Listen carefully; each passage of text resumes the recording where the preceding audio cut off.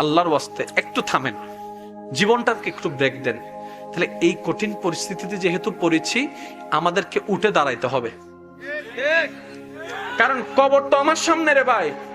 আজরাইল যখন জানটা নিতে আসবে, কেউ তো আমার পাশে থাকবে না। ওই থাবার যন্ত্রণা তো আমাকে একাই সহ্য করতে হবে। পানির তৃষ্ণার কষ্ট তো আমাকে একাই সহ্য করতে হবে। সবাইকে ছেড়ে যাওয়ার মায়ার কষ্টটা তো আমাকে একাই সহ্য করতে হবে। আমার জান যখন চলে যাবে, নিঃশ্বাস যখন ধীরে ধীরে বন্ধ হয়ে যাবে, নিঃশ্বাসের লেভেল যখন কমে যাবে, সেই হা হুতাশের কষ্টটা তো আমাকেই সহ্য করতে হবে। সারা দেহের ভিতর থেকে রক্ত সবগুলো ছিঁড়ে যাওয়ার মতো ব্যথাটা আমাকেই সহ্য করতে হবে।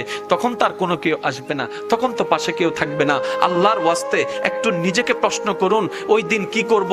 হাসরের ময়দানে রবের সামনে কিভাবে দাঁড়াবো, কোন চেহারা নিয়ে দাঁড়াবো? দেখবেন আপনার ঈমান থেকে, আপনার অন্তর থেকে উত্তর আসবে। আপনার ব্রেন খুলে যাবে, আপনার চোখ খুলে যাবে। এবার একটু ঠান্ডা মাথায় কল্পনা করেন, আপনি রবের দরবারে দাঁড়ালেন, আমল আল্লাহ আপনার থেকে আমল খুঁজছে। এবার আমল যখন দেখতে লাগলো, সেখানে নেকির পার্সেন্টেজ কম, গুনার পার্সেন্টেজ বেশি, পাপের পার্সেন্টেজ বেশি, অপরাধের পার্সেন্টেজ বেশি। কথা বলেন ঠিক কিনা?